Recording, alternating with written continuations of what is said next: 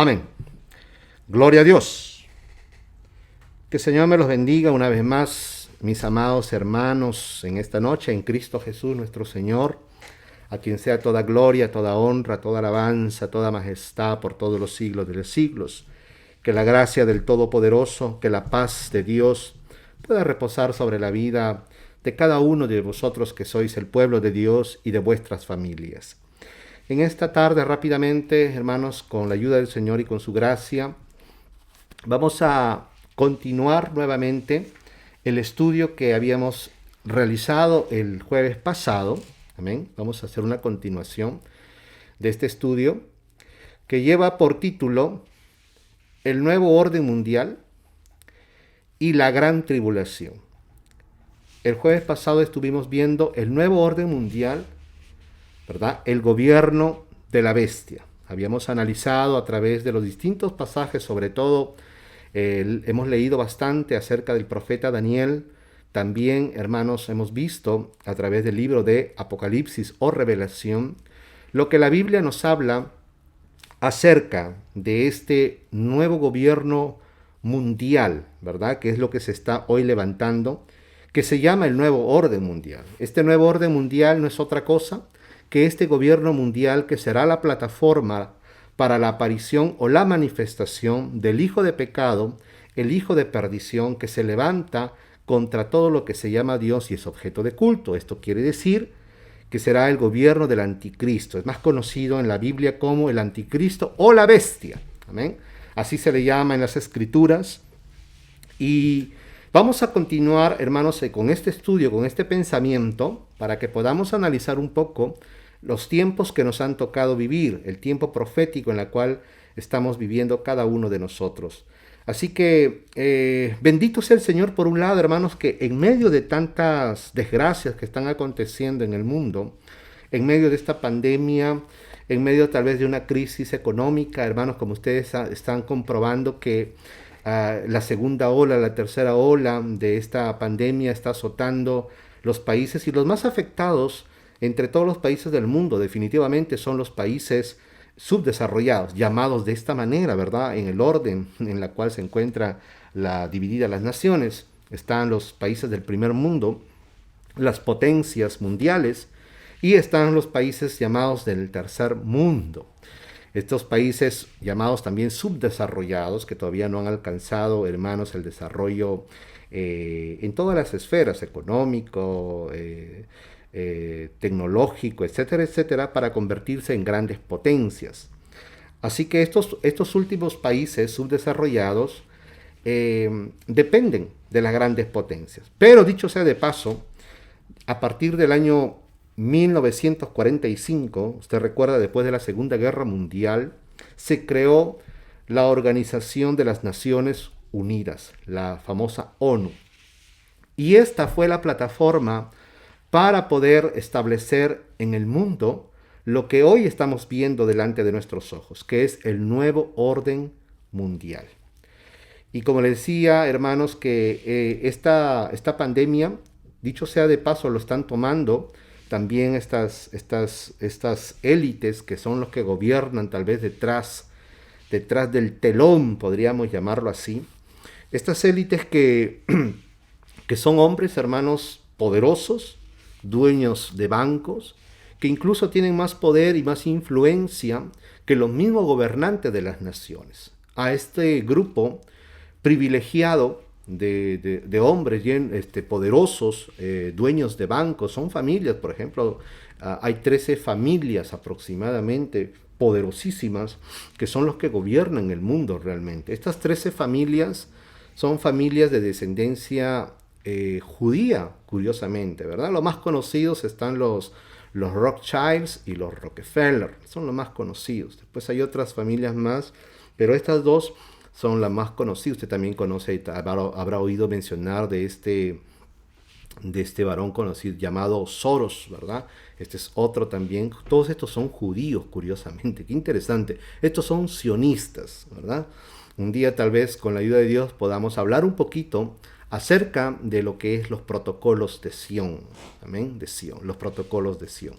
Y el hecho de que sean judíos y el hecho de que tengan ascendencia judía no significa, hermanos, de que ellos sean parte del pueblo de Dios. Usted ya lo sabe, usted ha leído, hermanos, tal vez en la carta del apóstol Pablo, los romanos, cuando Pablo establece que no es judío el que lo es en la carne. Esto quiere decir que para Dios no es judío aquel que proviene de una descendencia sanguínea como hijos de Abraham, sino que son judíos los que lo son en el espíritu, y la circuncisión, dice, no es de la carne, sino es en el corazón, en espíritu, no en letra, sino es una obra hecha por medio de Dios a través del Espíritu Santo. Entonces, hermanos, estos hombres o esta gente o estas familias poderosas que son los que realmente gobiernan al mundo, y los diferentes gobiernos de las diferentes posiciones políticas, sea derecha, sea de izquierda, esto quiere decir países tal vez democráticos, pero países socialistas, comunistas, y todos los otros países están realmente bajo el dominio de estas 13 familias poderosas que, juntamente con otros grandes intelectuales poderosos y también presidentes de las grandes potencias, forman lo que se conoce esta sociedad secreta como los Illuminati. Parte de los Illuminati también son los masones, ¿okay? Lo que la famosa masonería son sociedades secretas. Ahora ellos, hermanos, definitivamente tienen grados, obviamente tienen grados, hay grados de iluminación, le llaman ellos, y tienen como simbología, usan mucho la simbología y tienen como simbología este triangulito, ¿verdad? Que sería la punta de la pirámide con el ojo que todo lo ve, el ojo de Horus. Esta sociedad secreta, hermanos, juntamente con otras sociedades secretas, porque hay otras sociedades secretas, pero al final todas están unidas con un mismo propósito, son los que quieren instaurar con sus ideologías, con sus filosofías, con sus sistemas de gobiernos y con todo lo que ellos tienen como agenda, instaurar en el mundo un nuevo orden mundial. Esto quiere decir un solo gobierno mundial. Y habíamos mencionado, hermano, la vez pasada, el jueves pasado, que recuerde usted que hace aproximadamente 2 años, me parece, donde le hicieron una entrevista a un miembro, hermanos, del Parlamento Europeo, y él decía que estaban trabajando para el establecimiento de un nuevo orden mundial. Lo único que... Y ya tenían todo, ya tenían prácticamente todas las piezas colocadas, ya tenían todo organizado, y estaba en marcha este plan, porque este plan se ha estado ejecutando obviamente con muchos años de anterioridad. Hoy recién se está haciendo cada vez más popular, pero este hombre decía, y lo único que necesitamos es un hombre que tenga las cualidades y la capacidad de unirnos a todos y gobernarnos, guiarnos.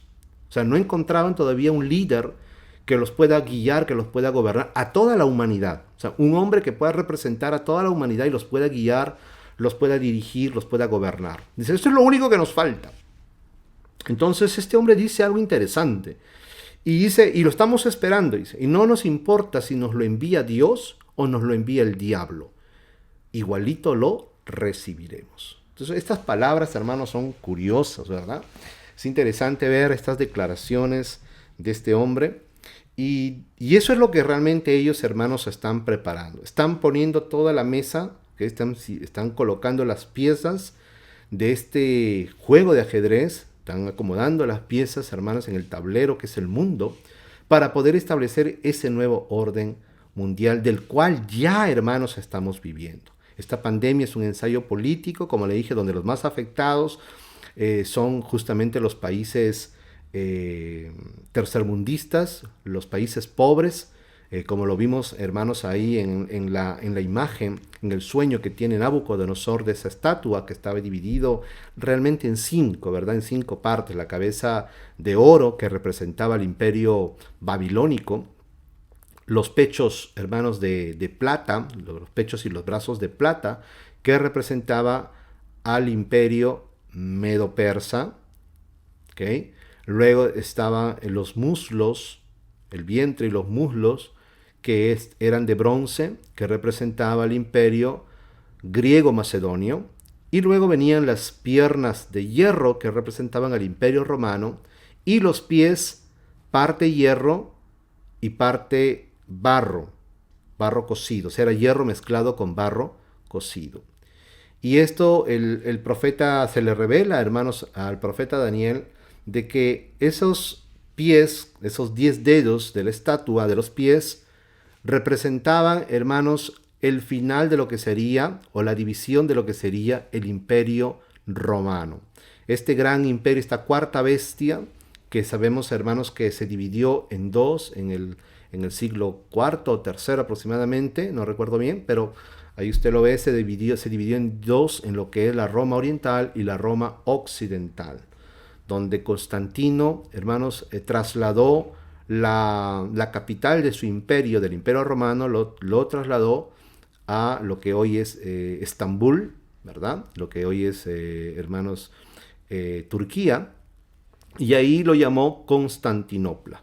Luego después, hermanos, otros que querían el poder y seguían considerando a la ciudad de Roma como la capital del imperio. Y fue así, hermanos, que Roma se divide en dos. Luego, cuando cae la Roma occidental, en el siglo IV cae la Roma occidental, ¿verdad? Pero después la Roma oriental sobrevive todavía por 1000 años. El Imperio Romano de Oriente sobrevive por 1000 años.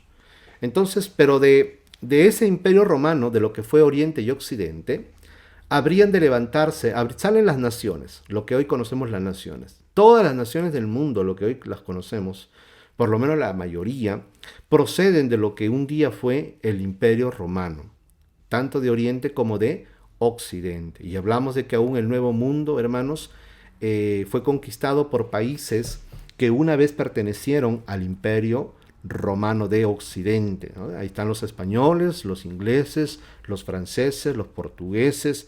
Entonces ellos fueron, hermanos, los que emigraron y conquistaron, hermanos, el Nuevo Mundo, América.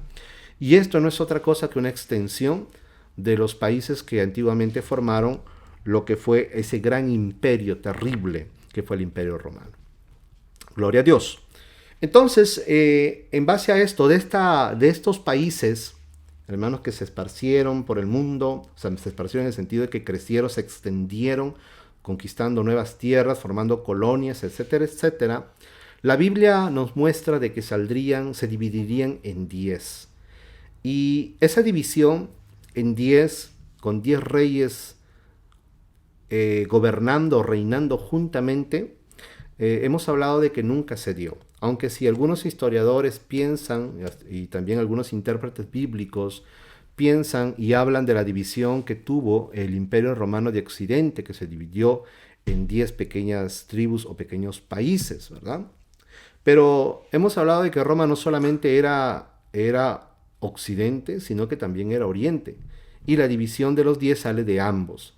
Entonces, eso es lo que está hablando, es que al final el mundo estará dividido en 10 grandes potencias o en 10 grandes naciones. Y esto justamente es lo que habíamos hablado el jueves pasado, de que uno de los planes de lo que es el nuevo orden mundial Illuminati es justamente dividir al mundo en 10 grandes naciones. Y esto obviamente concuerda con la profecía del profeta Daniel, ¿okay? Con el sueño que tuvo tanto Nabucodonosor como también con la visión que tuvo Daniel de la misma, pero visto de otro ángulo, ¿verdad? Desde una perspectiva divina.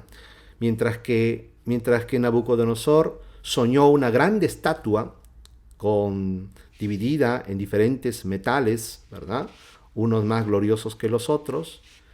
Daniel va a soñar a estos mismos imperios que se habrían de levantar sobre la tierra. Daniel los va a ver como revelación divina, como bestias, 4 bestias terribles, amén, que devoraban la tierra y etcétera, etcétera. Y obviamente la última bestia, que sería Roma, aparece ahí también con 10 cuernos, que sería el equivalente a los 10 dedos de la estatua que soñó el rey Nabucodonosor. Bien, de esto ya lo hemos explicado, también ya hemos explicado lo que todo esto significa. Y como le decía yo, todo lo que está aconteciendo, lo que estamos viviendo hoy en día en el mundo entero, lo están haciendo también como un ensayo social. Todo esto es una práctica, lo que viene, la vacuna y todas las cosas que vendrán, hermanos, son simplemente ensayos para poder de alguna manera tener más control de la humanidad y de esta forma también establecer lo que ellos tanto están anhelando, este famoso nuevo orden mundial, que será un sistema de gobierno, ¿ok? Que no será establecido por la fuerza, o sea, no será a través de la conquista, sino que será establecido a través del consenso, como habíamos hablado, donde los gobernantes y el mundo entero pedirán, así como hoy todos los gobernantes, incluso los líderes religiosos como el Papa Pancho, y usted ya sabe a quién me refiero, ¿verdad? Y otros líderes del mundo, de todas las esferas, están clamando a voz en cuello que es necesario la instauración de un nuevo orden mundial, de un nuevo sistema, donde tiene que haber un gran reseteo de la economía, ¿okay? Un gran reseteo, hermanos, de lo que nosotros hoy conocemos como los sistemas de gobierno, ¿verdad? Las clases políticas, la economía, y todo lo que concierne, hermanos, y está relacionado con la humanidad y el gobierno de todas las naciones. ¿Okay? Entonces va a haber un gran reseteo económico y esto dará lugar a tal vez a un gobierno cada vez más, podríamos decirlo de esta forma, ¿verdad? Aunque se habla de la democracia, pero va a ser un gobierno tal vez más autoritario, donde así como ustedes ven, por medio de esta pandemia nos tienen metidos allá, está empezando las cuarentenas en Sudamérica, como en Perú y otros países, están empezando aquí en Europa, también ha habido países que nuevamente han entrado en cuarentena por nuevamente la segunda ola, tercera ola del contagio. Entonces, de alguna manera también, hermanos, nos están controlando, nos van a obligar a que las medidas de control y de seguridad, aprovechando las tecnologías, se vuelvan cada vez más estrictos y las libertades del ser humano que antes teníamos como tal, pues cada vez se están viendo mermadas, cada vez, hermanos, nos están esclavizando de muchas maneras, ¿verdad? La humanidad está siendo esclavizado de muchas maneras. Imagínense que, por ejemplo, en los países sudamericanos del tercer mundo, como el caso de Perú, por ejemplo, y me imagino también que en otros países, muchas personas, por ejemplo, están hipotecando sus casas, vendiendo sus propiedades para poder salvar a sus familiares que se encuentran hospitalizados, donde, hermanos, usted sabe que el sistema de salud no es como los países del primer mundo, no es como aquí, como en Italia o como en otros países, sino que ahí, si usted no tiene dinero, usted se muere. Entonces, y peor, el sistema de salud ha colapsado, donde los hospitales han colapsado, ya no hay lugar, ya no hay cama, ya no hay, hermanos, estas camas con el que tiene la máscara, el oxígeno, ¿ok? Entonces, ¿qué es lo que está sucediendo? Las personas están recurriendo a qué cosa? A clínicas privadas, donde pues los que les cobran ahí solamente para darle una cama y darle un poco de oxígeno al enfermo, pues les están cobrando unas cifras exorbitantes. Entonces la gente hermano, en su desesperación, y muchos de ellos incapacitados de poder trabajar justamente a causa de las restricciones y las cuarentenas y todo, están endeudados o se están haciendo préstamos de los bancos o están vendiendo, hipotecando sus casas. Y mire, de esta manera también muchas personas, muchas familias se están haciendo esclavos del sistema, en este caso del sistema económico. Y las cosas, como le dije, lejos de mejorar, van a ir de mal en peor. Ahora, vamos rápidamente, habiendo mencionado un poco este panorama de una manera así, a grosso modo, de lo que estamos viviendo y lo que está sucediendo, y todos los cambios que están habiendo, los cambios políticos, los cambios económicos, y todas estas cosas que están sucediendo, vamos rápidamente a estudiar ahora lo concerniente al nuevo orden mundial y la gran tribulación. ¿Ok? ¿Qué es lo que la Biblia justamente nos enseña que será la fase final de este nuevo orden mundial, cuando aparezca este líder que dirigirá y que gobernará al mundo entero por concesión, no por imposición, sino por concesión. Los seres humanos, así como los gobernantes hoy están pidiendo la instauración de un nuevo orden mundial, los seres humanos en su momento gritarán, pedirán que haya alguien que nos dirija.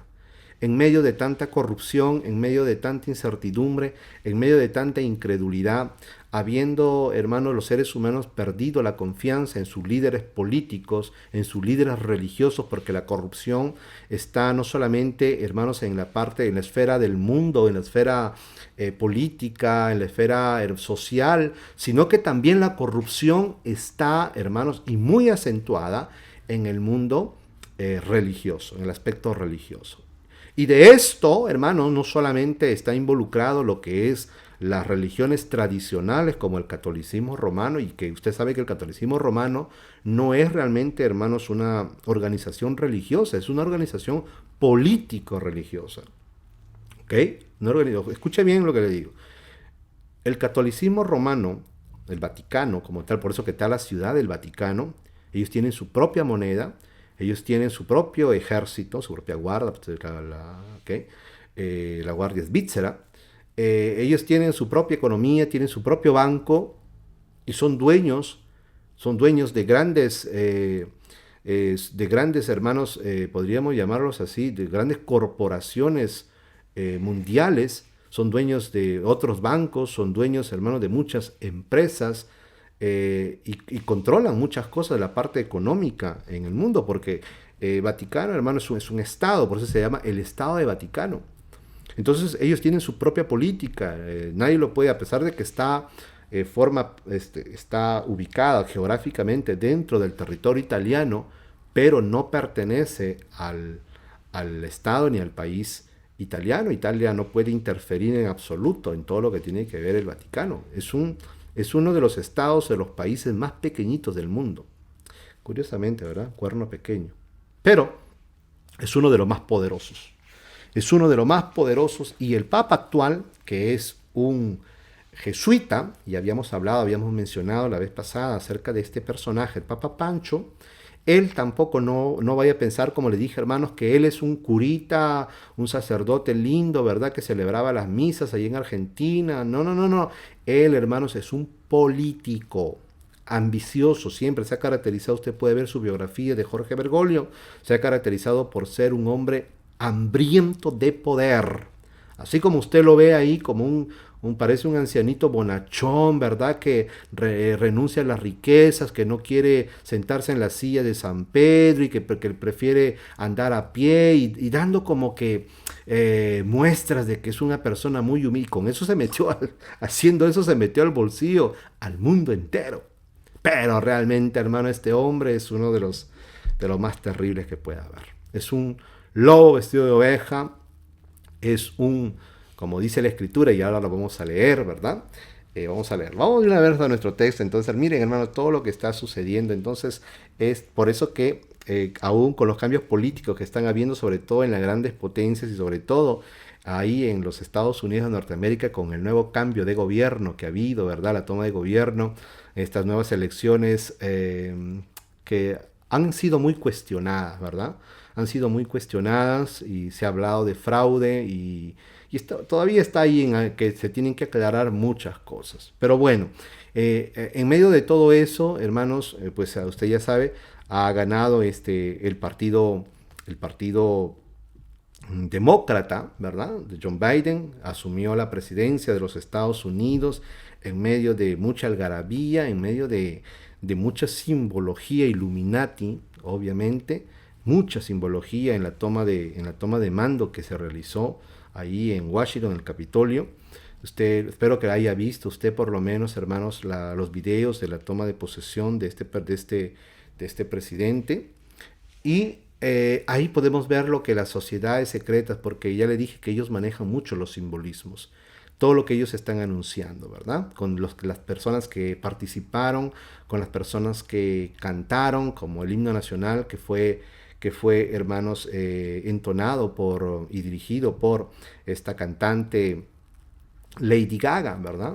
Y su vestimenta y cómo estaba todo, pues ahí hay mucha simbología de lo que realmente, hermanos, este cambio, este giro que ha tenido la política norteamericana es lo que quieren establecer en el mundo entero. Y usted está viendo ya en estos pocos días que este nuevo presidente ha asumido el poder, se ha sentado en la Casa Blanca, todos los cambios políticos que está realizando, las leyes que está fomentando. Si usted no sabe, por ejemplo, John Biden ya firmó un decreto en la que se establece nuevamente los baños para los transgéneros, ¿ok? Para los transgéneros, los baños transgéneros. ¿Qué quiere decir esto? Y esto ahorita, y esto ya ha sido probado, ya lo firmó y está, hermanos, ahí establecido en todos los Estados Unidos. Eso significa por ejemplo, si un hombre se siente mujer y dice que es mujer, a pesar que sea varón, ¿verdad? Pero se siente mujer, no le pueden impedir de entrar a un baño de damas. ¿Ok? Este hombre que se siente mujer, este varón que se siente mujer, dice que es mujer y se siente mujer, transgénero, puede entrar libremente a un baño de damas. Y esto es algo, hermanos, que está siendo ahorita debatido, aunque sí ha sido aprobado, pero está siendo debatido porque obviamente está poniendo en riesgo no solamente la privacidad, sino también la integridad de muchas mujeres.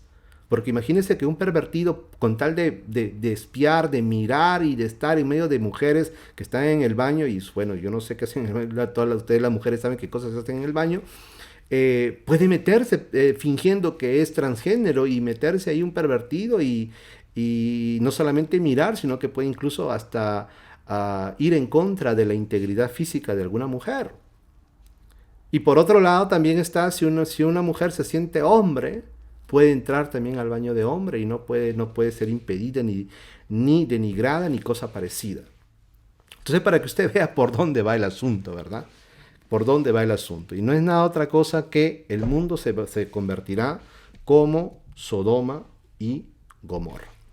Bueno, entonces vamos rápidamente. La conclusión de todo este sistema mundial, hermanos, de este nuevo orden mundial, la fase final, cuando ya se haya encontrado a este personaje y se haya levantado este cuerno pequeño, a quien la Biblia lo llama la bestia o el anticristo, y esté gobernando en el mundo, esta fase final la Biblia lo llama la gran tribulación. Y vamos a ver por qué. ¿Ok? Entonces, por eso que el título del estudio es El nuevo orden mundial y la gran tribulación. Entonces, vamos a Apocalipsis capítulo 13, versos del 1 en adelante. Y dice: Me paré sobre la arena del mar y vi subir del mar una bestia que tenía 7 cabezas y 10 cuernos. Y en sus cuernos 10 diademas, y sobre sus cabezas un nombre blasfemo. Y la bestia que vi era semejante a un leopardo, y sus pies como de oso, y su boca como boca de león. Y el dragón, que es el diablo y Satanás, que el Señor lo reprenda, le dio su poder y su trono y grande autoridad. Miren, note que le da 3 cosas. Le da su poder, su trono y grande autoridad. ¿Cuál es el trono del dragón? Bueno, hay lugares donde los poderes diría espirituales gobiernan a través de ciertas naciones, pero la Biblia lo llama que él es el príncipe de este mundo. También se le llama el Dios de este mundo. Así llama la Biblia al diablo y Satanás. Entonces, si bien es cierto que la Biblia también nos habla, por ejemplo, cuando se habla de la iglesia en el mensaje o en la carta que se escribe en el libro de Apocalipsis a la iglesia de Pérgamo, se habla donde el Señor le dice: yo sé dónde moras, donde Satanás tiene su trono. Entonces, obviamente también hay lugares geográficos donde de alguna manera son reconocidos por las escrituras como que hay un dominio mucho más fuerte, una influencia mucho más fuerte, una influencia satánica mucho más fuerte. Y esa será la capital de todo el gobierno, de todo el reino. Obviamente me refiero al de las tinieblas. ¿Amén? Así como Dios tiene su capital, que es Jerusalén, amén, y no la terrena por si acaso, ¿okay? Sino la celestial, que va a descender del cielo. Así también el enemigo tiene también una capital que será la sede de su gobierno, la cual le dará a este personaje, que se llama, o que la Biblia por lo menos lo llama la bestia, o también el anticristo, ¿ok? Más conocido como el anticristo.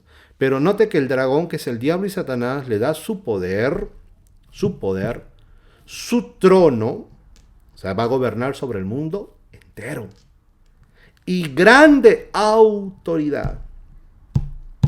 Recuerde que cuando Satanás tentó a nuestro Señor Jesucristo, ¿okay?, en el desierto, ¿se acuerda que Jesús fue al desierto, fue llevado al desierto por el Espíritu? Y ahí fue tentado por el diablo después de 40 días y que no había comido. Y el diablo lo tenta. Y en una de las tentaciones, usted se acuerda, tiene 3, pero en una de ellas le dice, lo lleva a un monte alto y le muestra todos los reinos de la tierra y la gloria de ellos. ¿Qué quiere decir la gloria de ellos?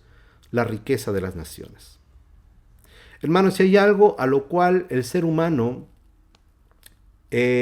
rápidamente cae, es cuando se le tienta por medio de las riquezas. Si hay algo que el ser humano rápidamente, hermanos, se deja seducir, es por el poder y la riqueza. El poder y la riqueza es algo que ha cautivado a los corazones de muchos hombres a lo largo de la historia de la humanidad. Y justamente el diablo sabe cuál es la debilidad del hombre, y por eso que lleva al Señor a un monte alto y le muestra los reinos de la tierra, todas las naciones, y la gloria de ellos, o sea, todas sus riquezas, todo su esplendor. Y le dice, mira, todo esto te daré, si postrado me adoras, porque a mí me ha sido dado. Y yo se lo doy a quien yo quiero. Y usted recuerda, hermanos, lo que el Señor le dijo, ¿verdad? Apártate de mí, Satanás, porque escrito está, al Señor tu Dios adorarás y solamente a Él servirás. Entonces, lo que yo quiero que usted vea, cómo el diablo va a tentar al Señor Jesucristo, a nuestro Señor, por medio de darle las naciones y la gloria, la riqueza, o sea, dominio sobre las naciones. Y obviamente el Señor rechaza y reprende al chamuco. Pero ahora va a venir otro a quien el diablo le va a dar todo esto. Le va a dar su poder, le va a dar su trono y grande autoridad. Grande autoridad. Y dice, vi una de sus cabezas como herida de muerte, pero su herida mortal fue sanada y se maravilló toda la tierra en pos de la bestia.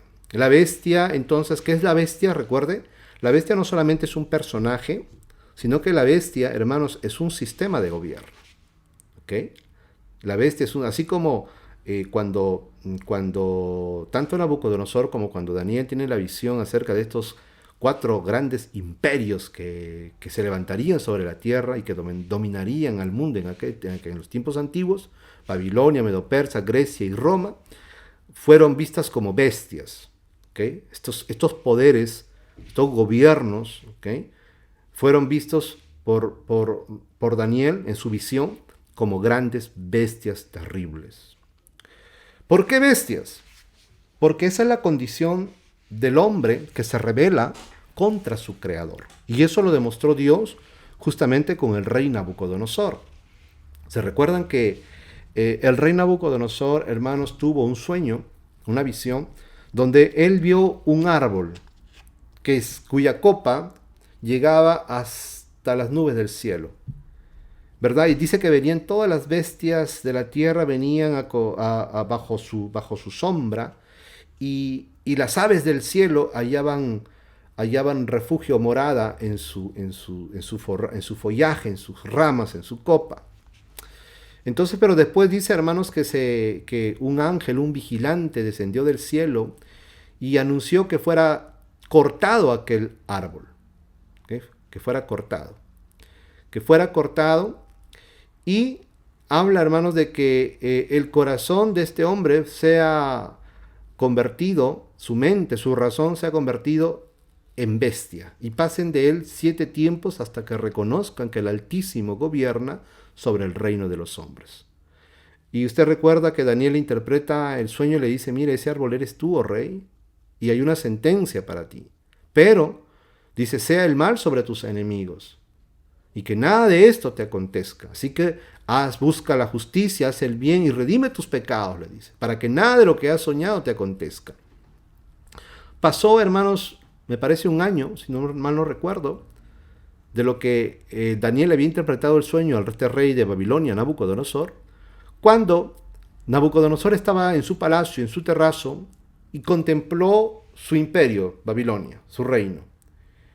Y dijo, ¿no es esta la gran Babilonia, la que yo he edificado con mi poder, con la mano de mi poder, para la gloria de mi nombre?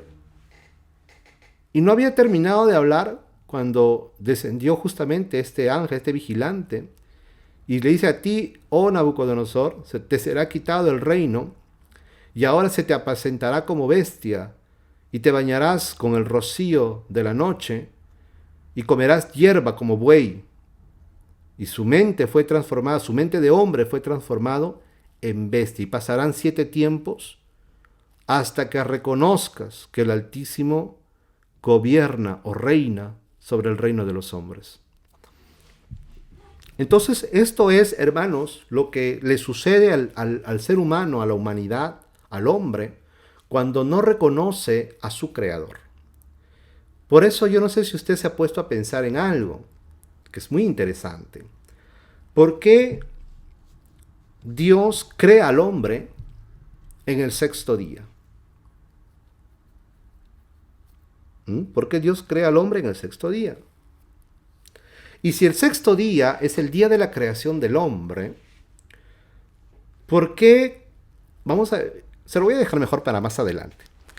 Se lo voy a dejar más adelante. Le voy a explicar por qué. Más adelante se lo voy a dejar, se lo voy a explicar.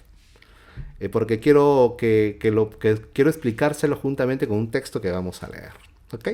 Entonces, hagamos un paréntesis, un stop ahí y continuemos con la lectura de nuestro texto. Y dice, vi una de sus cabezas herida de muerte, pero su herida mortal fue sanada y se maravilló toda la tierra en pos de la bestia.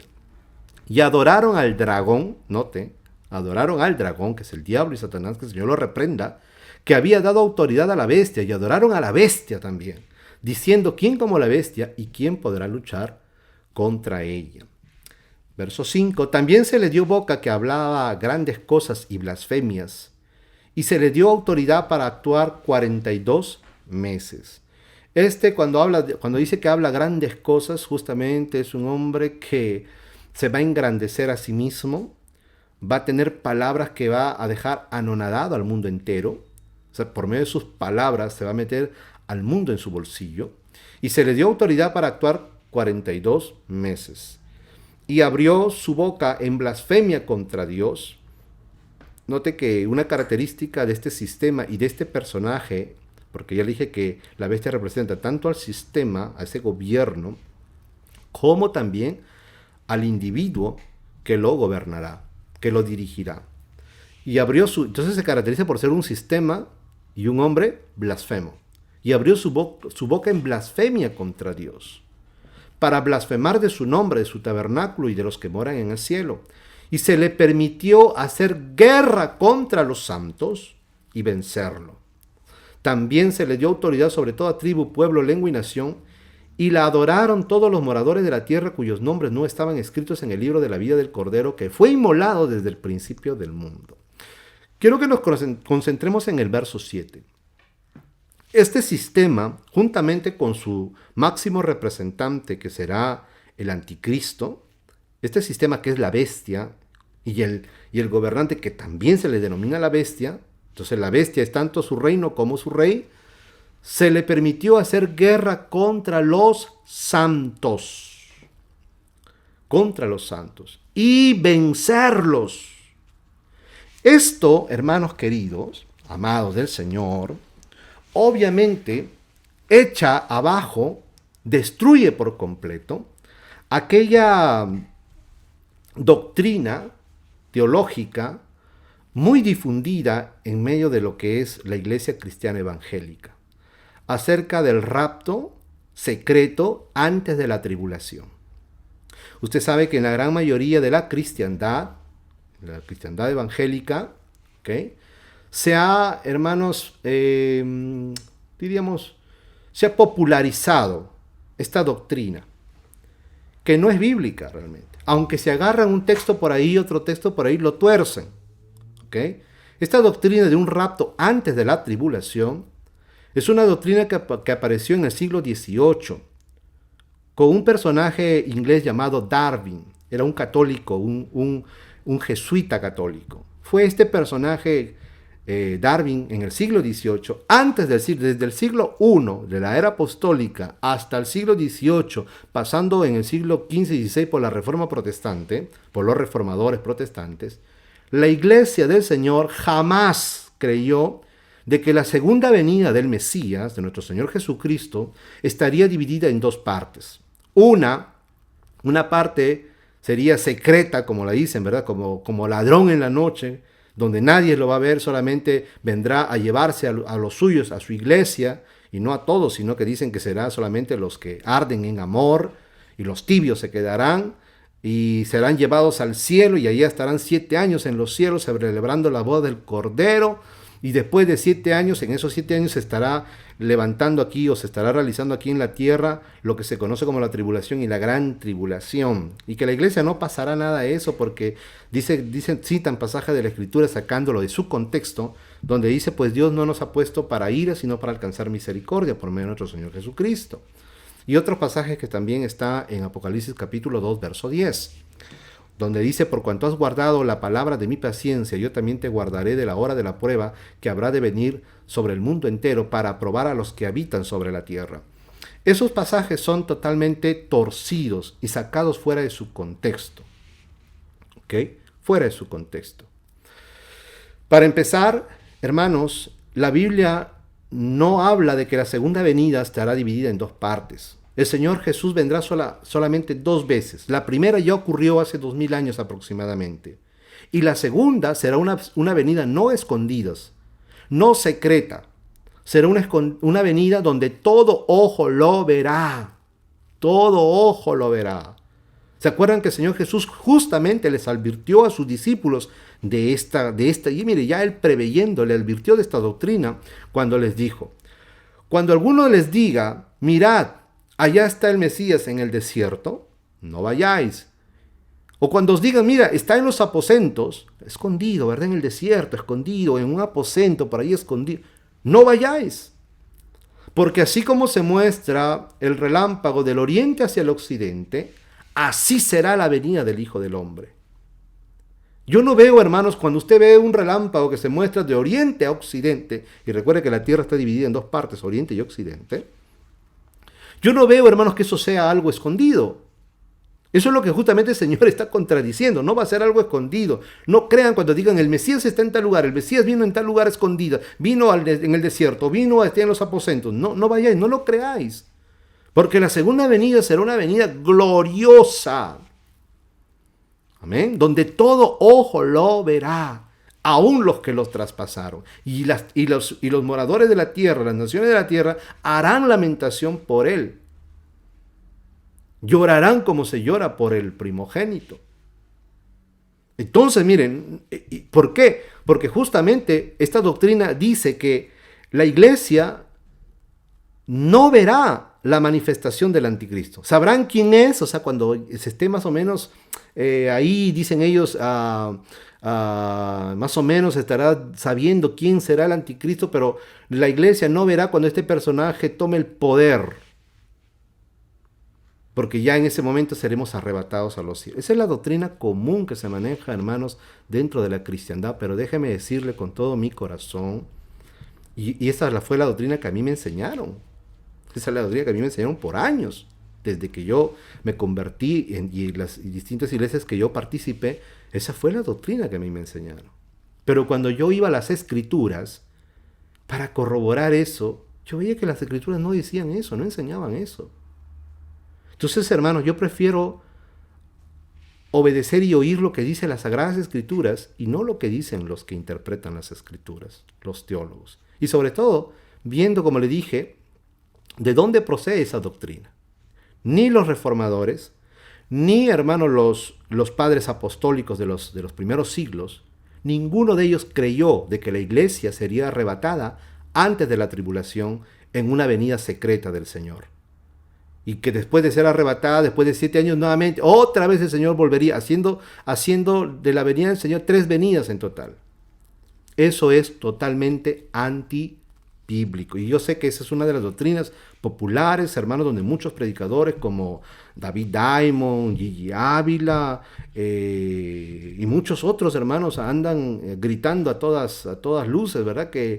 Y ellos no hablan de la segunda venida del Señor, o sea, ellos no dicen de la venida del Señor, sino ellos dicen, estamos pronto al arrebatamiento, estamos pronto al arrebatamiento. Y usted no va a ver que lo que Pablo o los demás esperan el arrebatamiento. Y con esto no estoy diciendo que no va a haber un arrebatamiento. Va a haber un arrebatamiento, pero tiene una razón de ser ese arrebatamiento. Y tenemos que entenderlo en su contexto de la segunda venida, qué cosa y para qué es ese arrebatamiento. ¿Ok? Pero usted lo escucha a estos predicadores y ellos dicen, hermanos, preparémonos que el rapto ya está, o el arrebatamiento ya está a las puertas. Y usted no va a ver que Pedro habla del arrebatamiento. El único que lo menciona es Pablo en su carta a los tesalonicenses.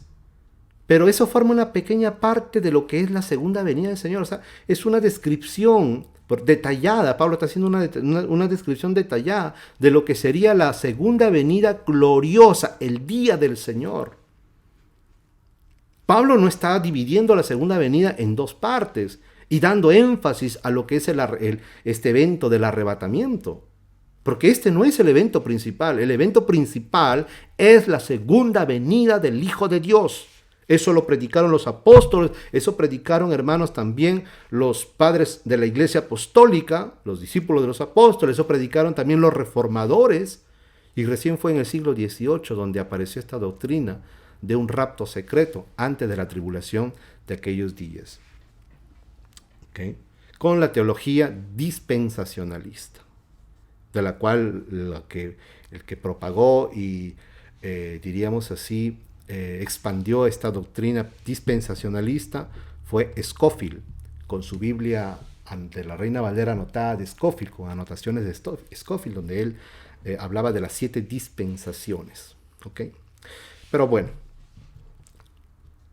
este texto, el verso 7, dice, y se le permitió hacer guerra contra los santos. ¿Quiénes son estos santos?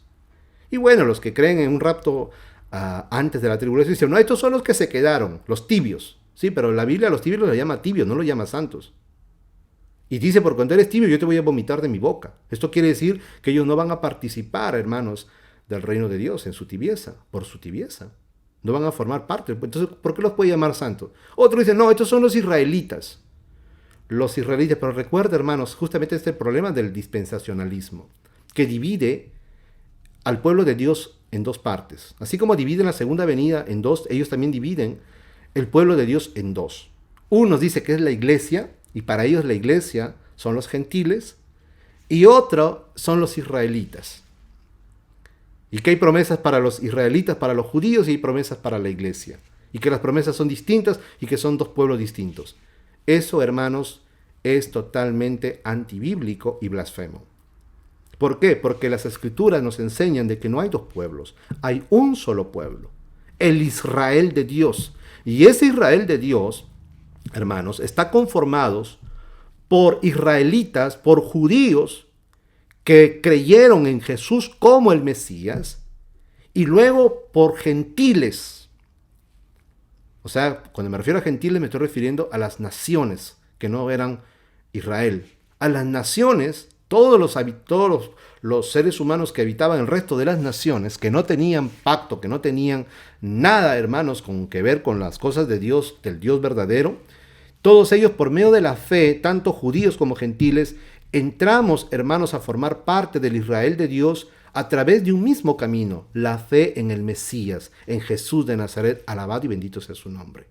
Y dice, hermanos, Pablo, escribiendo a los Efesios, que de ambos pueblos, Dios, dice, derribó la pared intermedia, la quitó, la derribó, esa pared que nos separaban a judíos y a gentiles, y de ambos pueblos hizo un solo pueblo, un solo hombre. Entonces ya no hay más dos pueblos. Ahora en Cristo somos uno. Ya no hay judío ni gentil. Ya no hay varón ni mujer. Ya no hay estas cosas culturales y estas cosas también que nos dividían por causa de la ley. Entonces, hermanos, la iglesia es el Israel de Dios. Nosotros los gentiles, no es que nosotros los gentiles somos la iglesia, no.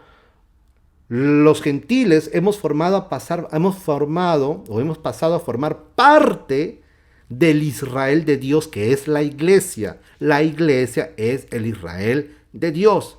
Y el Israel de Dios o la iglesia ha existido desde el antiguo pacto, usted lo ve. Esteban llama a Israel que habían acampado al pie del monte Sinaí, en el desierto, la iglesia. Solamente que aquí los traductores nos juegan una mala pasada, y esa palabra griega que es eclesía, donde traducida significa asamblea, congregación, ellos no la traducen cuando Esteban hace su defensa en el libro de los Hechos. Me parece que es el capítulo 7, si mal no recuerdo. Cuando Esteban comienza, hermanos, a hacer su apología, su defensa de la fe, y comienza desde Abraham, comienza a hacer un recorrido a través de las Escrituras, dice, y este es aquel Moisés que estaba usted lo ve, la Reina Valera traduce, con la congregación en el desierto. Pero esa palabra congregación es eclesía, que se va a transliteralizar como iglesia. Pero curiosamente los traductores, ya con una doctrina, con un pensamiento, con una teología en su cabeza, no lo van a transliteralizar como lo hacen en otros pasajes, sino que ahí sí la traducen y ponen congregación. Pero la palabra griega es eclesía, donde normalmente se va a transliteralizar la palabra iglesia. Entonces la iglesia existió, hermano, porque la iglesia está conformada por todos los justos desde el tiempo de Adán hasta la venida del Hijo de Dios. Y todos son salvados de la misma forma, por la fe en el Mesías. Nuestros padres de la antigüedad, los patriarcas y todos ellos, veían al Mesías en el futuro. Cuando Jesús vino, los judíos que estaban ahí y creyeron en el Mesías, vieron a Jesús en su presente. Y nosotros vemos a Jesús en el pasado, en forma retrospectiva. Pero todos se salvan de la misma manera, por la fe en el Hijo de Dios, en aquel que habría de venir. Ellos, los del pasado, se salvaron por la fe en aquel que habría de venir, el Mesías. En los tiempos de Jesús, los judíos se salvaron por la fe en el que Dios había enviado, lo tenían ellos delante de ellos. Y nosotros nos salvamos por la fe en aquel en que Dios envió a este mundo para morir por nuestros pecados. Entonces nosotros los judíos somos ese misterio que Pablo habla, que hemos sido injertados contra naturaleza en el buen olivo. Somos un injerto contra natura porque éramos olivo silvestre y fuimos injertados contra naturaleza en el olivo, que es el Israel de Dios. Amén. A su nombre, gloria. Bueno, aquí nos dice, y se le permitió hacer guerra contra los santos y vencerlos.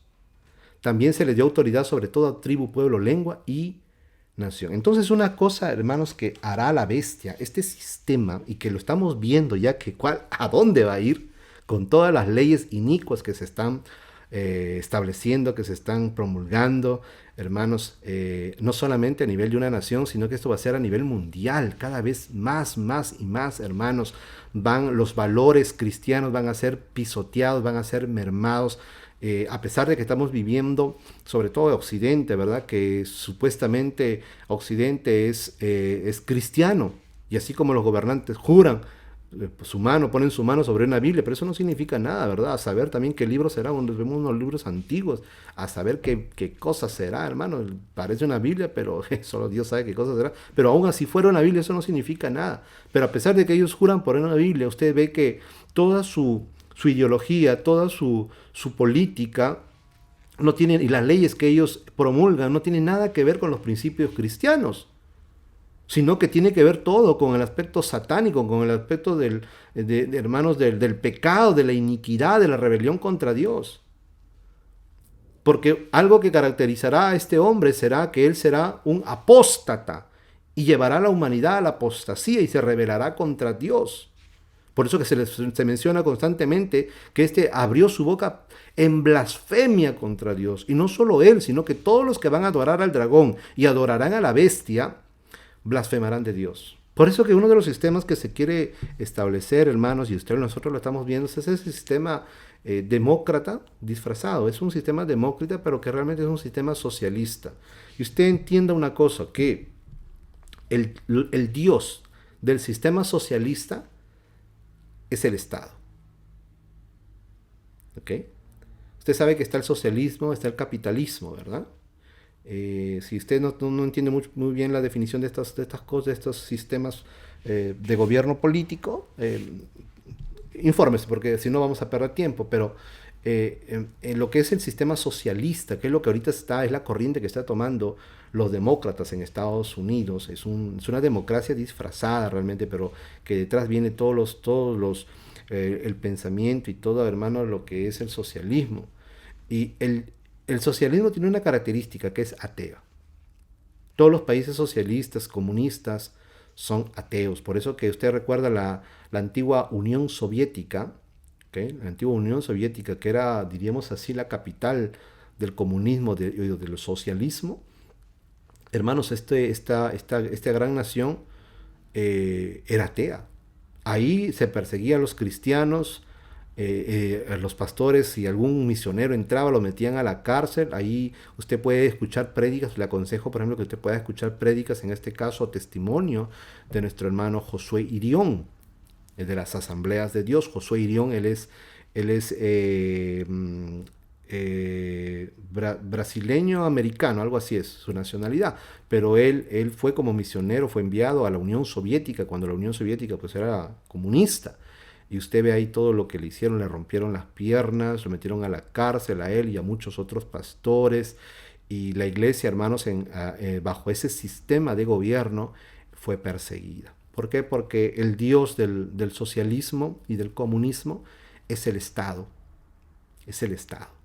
Y obviamente que todo gobierno tiene un representante, y al final esos hombres se van a ensalzar por encima de todo, y es la figura representativa la cual se va a elevar contra todo lo que se llama Dios, y por eso va a buscar que la gente, no va a buscar solamente, sino va a lograr que los habitantes de la tierra lo adoren. Vamos a verlo, ¿ok? Este sistema es un sistema anticristiano, en contra de la palabra del Señor y en contra de Cristo y en contra de Dios. Es un sistema blasfemo, sistema de gobierno blasfemo, que va a hacer guerra a los santos. Y curiosamente dice, y los vencerá. Pero note que dice se le permitió, es porque es Dios que lo permite. Dios le va a permitir a este sistema, así como sucede en China.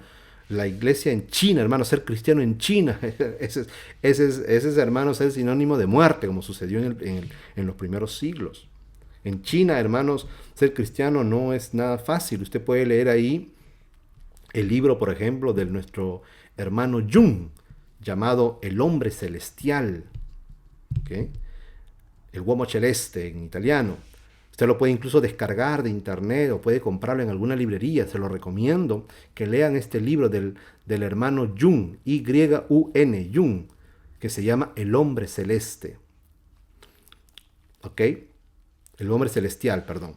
Él habla ahí en este libro su testimonio. Él era un pastor en China y aún está vivo todavía el hermano Jung, por si acaso. Es de nuestra generación, de nuestra época. Y hermanos, él cuenta en su libro todo lo que él sufrió desde el momento en que se convirtió, y peor aún cuando el Señor lo llama al ministerio pastoral. Lea, hermanos, y las cosas que sucedieron, que acontecieron, cómo es la iglesia, cómo es la iglesia en China, la iglesia perseguida, la iglesia clandestina, la iglesia que no se adapta a las leyes inicuas del Estado socialista, comunista. Entonces, hermanos, ahí los cristianos son encarcelados, son asesinados. Y ese es el sistema que se va a implantar. Tal vez disfrazado con otros matices demócratas y muchas cosas, porque realmente el sistema socialista supuestamente es un sistema demócrata en cierto sentido. Por lo menos es así en la teoría.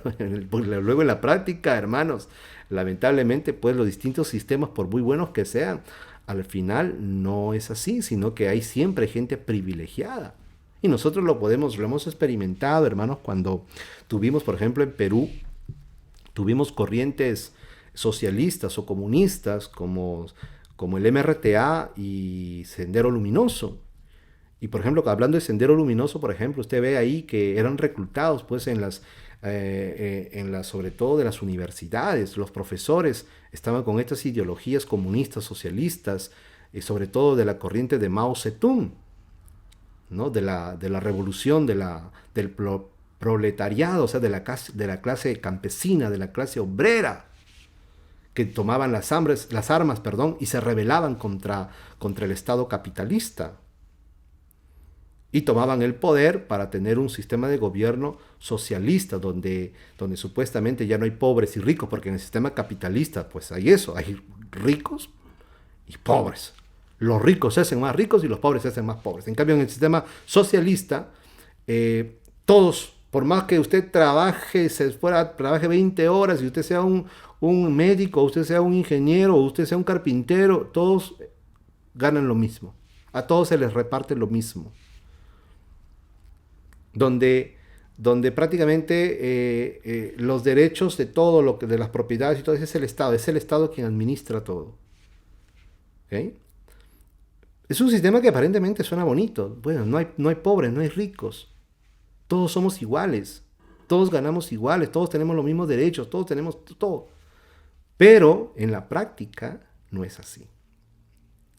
Como le dije, lo vemos ahí en lo que sucedió. Por ejemplo, ahí estaban estas corrientes comunistas como Sendero Luminoso, donde se reclutaban estudiantes, profesores, campesinos, de todo para levantarse en armas contra el Estado peruano, contra el gobierno peruano, y optaban por el lado de la violencia, ¿no? Por eso se les llamaba terroristas, porque ponían bombas, coches bombas, volaban las torres de alta tensión de electricidad y los constantes famosos apagones en los años 80 en Perú y parte de los 90. Entonces, hermanos, ahí vemos que como, hermanos, cuando fueron capturados los líderes de estos grupos revolucionarios, ¿okay?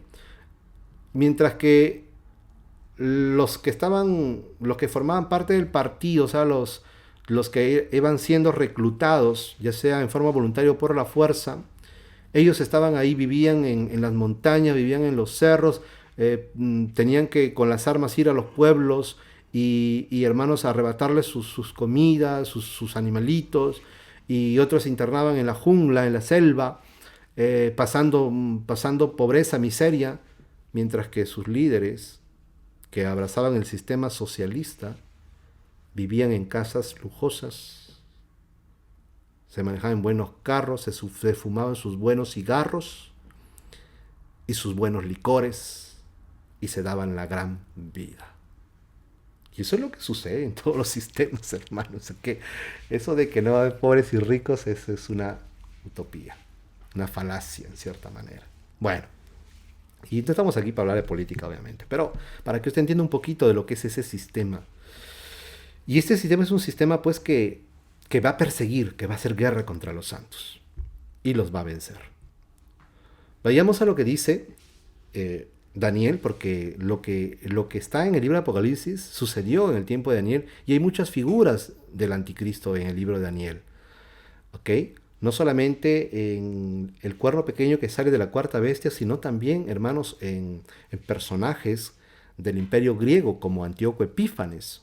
¿Okay? Antíoco Epífanes es un prototipo del anticristo, por eso es interesante ver el perfil de Antíoco Epífanes IV, este rey griego Seleucida, ¿okay? Descendiente de Seleuco.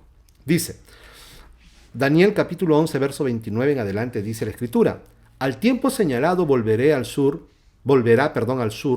mas no será la postrera venida como la primera. Aquí está hablando ya, hermanos, en este caso, de Antíoco y su ejército. Porque vendrá contra él de naves de Quitín, y él se contristará y volverá y se enojará contra el pacto santo, y hará según su voluntad. Volverá pues y se entenderá con los que abandonen el santo pacto. Esto usted lo puede leer en el libro de los Macabeos, primera y segunda de Macabeos, donde Antíoco Epífanes y su sistema que él quería imponer. ¿Se acuerda que leímos el jueves pasado qué es lo que Antíoco quería hacer? Él quería establecer un nuevo orden mundial, un solo gobierno mundial, donde todos los pueblos, todas las naciones abandonaran sus costumbres, abandonaran a sus dioses y abrazaran la cultura de los griegos, abrazaran la filosofía griega, abrazaran el pensamiento griego y adoraran a los dioses de los griegos. Y dice la escritura que, por lo menos dice el libro de los Macabeos, de que todas las naciones la aceptaron pues con agrado, con regocijo. El único pueblo que se opuso a esto fue el pueblo de Israel. Pero hubieron apóstatas dentro del pueblo de Israel que abandonaron el pacto, el antiguo pacto, la ley de Moisés, y se pasaron a las filas de los griegos de Antíoco Epífanes. Verso 31 dice, y se levantarán de su parte tropas que profanarán el santuario y la fortaleza, el santuario, o sea, el templo de Jerusalén, lo van a profanar, y la fortaleza, y quitarán el continuo sacrificio, y pondrán la abominación desoladora, ¿okay? O la abominación que causa la desolación. Con lisonjas seducirá a los violadores del pacto, o sea, con palabrerías, con charlatanerías, ¿verdad? Dirían los peruanos, con tanto chamullo. Con lisonjas seducirá a los violadores del pacto, o sea, de la ley de Moisés. Mas el pueblo que conoce a su Dios se esforzará y actuará. Y los sabios del pueblo, los entendidos, instruirán a muchos, y por algunos días caerán a espada y a fuego, en cautividad y despojo. Mira, ahí comienza la persecución, y por eso que se levantó la revuelta o la rebelión de los Macabeos, con Judas Macabeos y sus hermanos. Entonces lo lees, un libro histórico muy hermoso, hermanos, para poder entender, diríamos así, la fase que se pasa del antiguo pacto al nuevo pacto, o sea, los evangelios sobre todo. Es importante leer el libro de los Macabeos, se los aconsejo. Hay cosas muy, muy lindas, históricas, que sucedieron en esos tiempos, 150 años antes del Mesías. Verso 34, y en su caída, dice, serán ayudados de pequeño socorro, y muchos se juntarán a ellos con lisonjas. También algunos de los sabios o de los entendidos caerán para ser depurados y limpiados y emblanquecidos hasta el tiempo determinado, porque aún para esto hay plazo. Esto es lo que ya se había anunciado en el libro de Daniel, que este cuerno pequeño llamado Antíoco Epífanes haría guerra contra los santos y los vencería, así como va a ser el anticristo en el final de los tiempos. Así también lo hizo, hermanos, Antíoco Epífanes. Hizo guerra, y aquí lo estamos viendo. Lanzó una persecución contra todos aquellos judíos israelitas que no querían abrazar las costumbres griegas. Todos aquellos que no querían abandonar la ley de Moisés. Mataron a las mujeres colgándolas a sus hijos, a sus bebés en sus cuellos. Aquellas mujeres que contradecían, hermanos, las leyes de este rey malvado llamado Antíoco, que contradecían los edictos, lo que este hombre promulgaba, que había promulgado por todo Israel, de que abandonaran la ley de Moisés, que abandonaran, hermanos, las costumbres que tenía el pueblo de Israel, obviamente las costumbres religiosas, que las mujeres dejaran de circuncidar a sus hijos al 8º día, como era el mandamiento del Señor, y que los jóvenes y los varones abrazaran, hermanos, la filosofía griega y abrazaran, por ejemplo, la práctica de la sensualidad, de cultivar el cuerpo físico.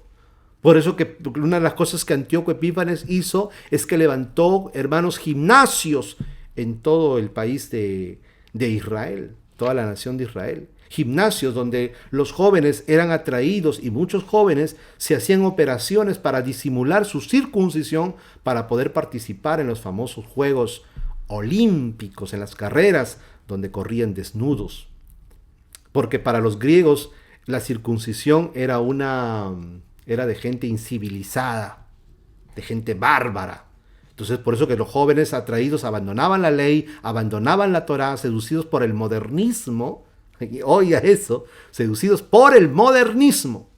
Llegó la modernidad al pueblo de Israel, al pueblo de Dios. Y seducidos por el modernismo, seducidos por la filosofía griega, seducidos, hermanos, por las costumbres griegas, abrazaron toda esta ideología, abrazaron todo este sistema y apostataron de su Dios. Y las mujeres que circuncidaban a sus hijos, las mataban juntamente con sus niños colgados en sus cuellos. Usted ya le he leído en una ocasión, hermanos, la historia de esta madre con sus 7 hijos.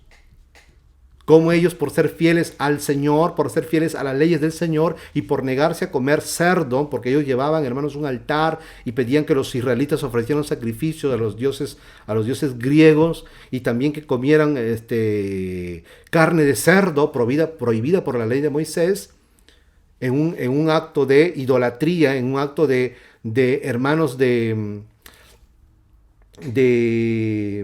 abandonar al Señor, de abandonar las leyes del Señor.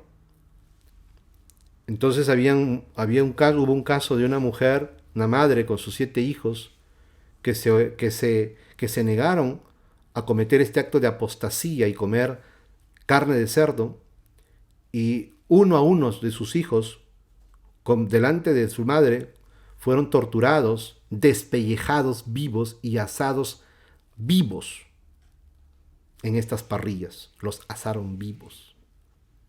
Y aún le tocó al menor de todos, y a pesar de que Antíoco le ofreció, hermanos, un lugar importante dentro de su reino, le ofreció riquezas y le ofreció todo para que comiera carne de cerdo, este jovencito, el menor de todos, su madre se le acerca y le dice: mira, muere como un hombre valiente por la ley del Señor y por su pacto, y no tengas en poco el sacrificio de tus hijos, y no tengas en cuenta en entregar tus miembros para ser quemados, porque del Señor los recibiste y el Señor también te los devolverá en el día de la resurrección.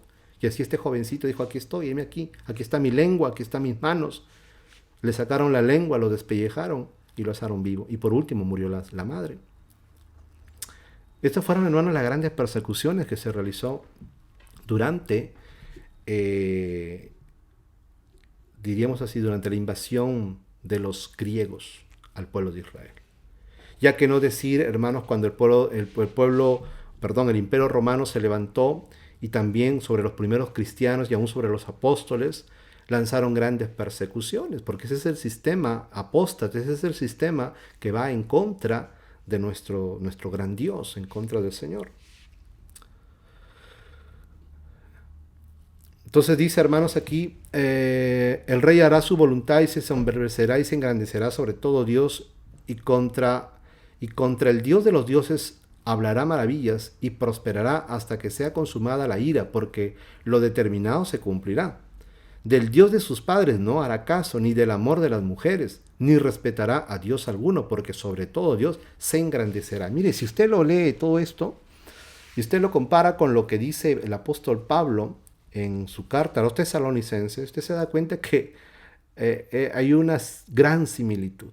Cuando habla del hombre de pecado, del hijo de perdición, que se levanta contra todo lo que se llama Dios y es objeto de culto. De tal manera, dice, que se siente en el templo de Dios haciéndose pasar por Dios. Es la misma actitud que tuvo Antíoco Epífanes. Es la misma actitud que tuvieron los emperadores romanos.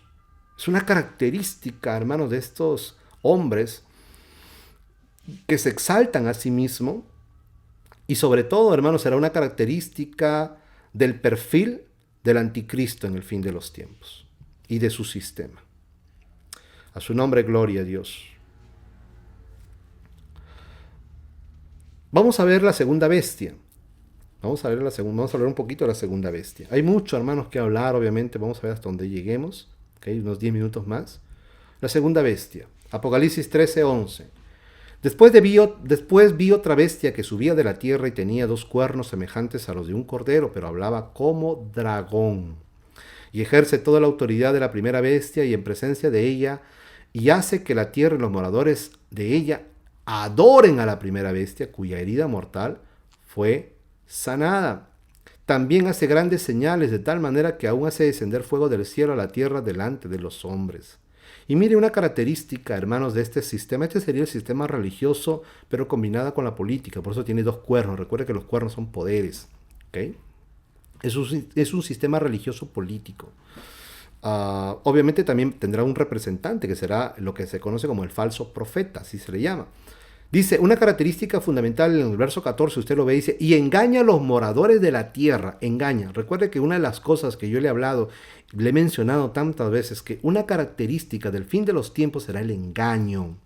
El engaño. Y dice, y engaña a los moradores de la tierra con las señales que se le ha permitido hacer en presencia de la bestia. Por eso le decía yo, hermano amado, que el cristianismo, el cristiano en sí, no gira alrededor de señales, no anda buscando experimentar ciertas sensaciones. Porque, hermano, el error, el engaño viene de parte del enemigo y va a engañar a todos aquellos que estén buscando sentir algo, a todos aquellos que estén queriendo experimentar un milagro, cosa parecida. Y ya le he dicho que con esto no estoy diciendo de que Dios no haga señales o que Dios no haga milagros o no haga maravillas. No, pero hermano, nosotros no podemos estar buscando esas cosas. Amén. Si Dios nos manda, hace una manifestación gloriosa en medio de nuestra, gloria a Dios, pero nosotros no vamos a estar buscando o yendo detrás de las señales, porque si nosotros vamos detrás de las señales, de los milagros, y ahí donde hay milagros, donde hay señales, y vamos para acá, vamos por allá, o miramos a un predicador, o miramos a otros falsos, todos estos falsos profetas y apóstoles que se han levantado, supuestamente que hacen milagros, que hacen señales, todo eso es mentira, todo eso es falso. ¿Okay? Son falsas señales. Todos son engañadores, pero mire usted ahí, son miles que lo siguen, miles que son siendo engañados. Por eso, hermano querido, no vaya usted tras las señales, vaya usted tras de aquel que hace las señales, que es Cristo nuestro Señor. Alabado y bendito sea su nombre. Entonces dice, y engaña a los moradores de la tierra con las señales que se le permitió hacer en presencia de la bestia. Mandó a los moradores de la tierra que le hagan imagen a la bestia que tiene la herida de espada y vivió.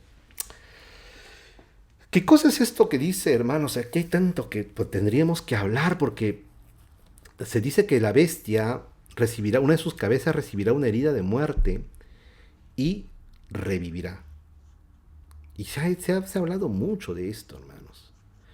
Pero le voy a hacer un alcance de lo que podría ser. Bien es cierto que tal vez esto representa que la bestia es un sistema, ¿ok? Que ya existió antes. Por eso que Juan le dice, que el ángel le dice a Juan, la bestia que has visto era, o sea, existió, no es en el tiempo de Juan y está para subir del abismo. O sea, el sistema que se va a implantar en el mundo, ese sistema de gobierno, no será algo nuevo, será algo que ya existió en el pasado. ¿Ok? Será un sistema de estos sistemas imperiales que hubo, tal vez de los griegos, tal vez hermanos de los babilonios, de los pero será uno de estos sistemas que existió en el pasado que nuevamente volverá. Por eso dice, la bestia que has visto era, no es y está para subir del abismo. Esto tiene muchas interpretaciones. La iglesia primitiva, por ejemplo, creía que esto se refería a Nerón. Se dice que Nerón fue asesinado y se creía que él resucitaría en base a este pasaje, porque a Nerón se le conoció, hermanos, según pues la gematría de su nombre, él daba el 666 y la iglesia en los tiempos de Nerón, de este emperador romano, creían que él era la bestia, que él era el anticristo. Enfati, a él se le llamaba la bestia, así lo llamaban sus propios ¿cómo le llaman? Sus propios paisanos, por así decirlo, los propios romanos llamaban a Nerón la bestia, porque era un hombre muy sanguinario. Así lo llamaban, la bestia, curiosamente, ¿verdad? Bueno, yo creo que Nerón también fue un prototipo de lo que sería aquel que habría de venir en el final de los tiempos. Pero algo interesante es que se creía de que Nerón habría de venir de la parte de lo que hoy es Irán, con un gran ejército, invadiría Roma y la quemaría con fuego. Esta era una de las creencias que había Por eso que se le llamaba Nerón resucitado. Y bueno, hubo esta, y muchos piensan, y después vinieron otro tipo de interpretaciones que decían de que Nerón había resucitado en la persona del emperador Domiciano. Domiciano. Bueno, como le dije, aquí habría mucho que hablar, pero recuerde que él hará que los moradores, la segunda bestia, que es la bestia religiosa, el falso profeta, que hará señales, prodigios, y hará descender fuego del cielo a la manera de Elías. Recuerde eso, a la manera de Elías. Esta señal de hacer descender fuego del cielo fue algo que hizo el profeta Elías. Y recuerde que los judíos, los rabinos y el judaísmo actual que está allí, hermanos, en la tierra de Palestina, los que han vuelto nuevamente, ¿verdad? A partir del año 48 de nuestra era, 1948, después de la Segunda Guerra Mundial y después del Holocausto nazi, usted sabe que ahí se ha instaurado el gobierno sionista o el Estado sionista de Israel. Y los judíos ortodoxos, esos que usted ve que están orando ahí en el Muro de los Lamentos, y todos esos rabinos, y según también, hermanos, los libros como la Mishnah y otros libros que ellos tienen, hablan de que en base a lo que dice el profeta Malaquías, que antes de que venga el día del Señor, Elías tiene que venir. Porque así está escrito. He aquí yo mando al profeta Elías antes que venga el día terrible de Jehová.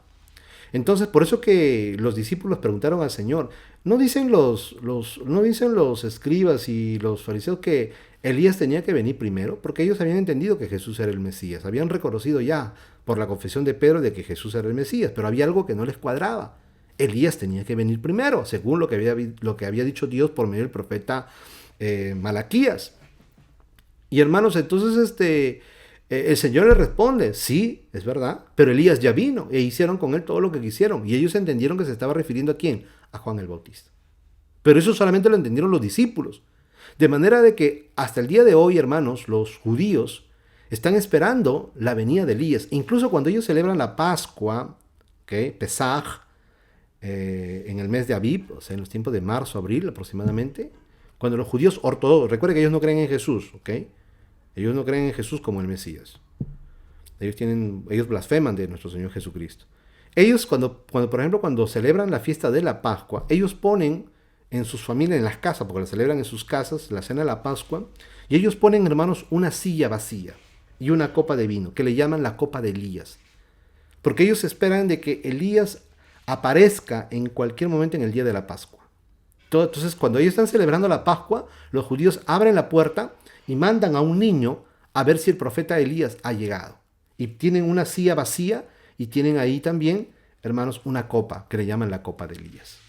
Ellos están esperando que aparezca Elías. Curiosamente, para mí, es una interpretación que me puedo equivocar, pero para mí, cuando habla de la segunda bestia que sale de la tierra, mientras que la primera bestia sale del mar, del abismo, que simboliza a los pueblos, naciones y lenguas, pero cuando se habla de la tierra en las escrituras, la tierra siempre tipifica al pueblo de Israel o a la tierra de Israel. Para mí el falso profeta saldrá de Israel, fingiendo ser Elías Tisbita, que habría de venir.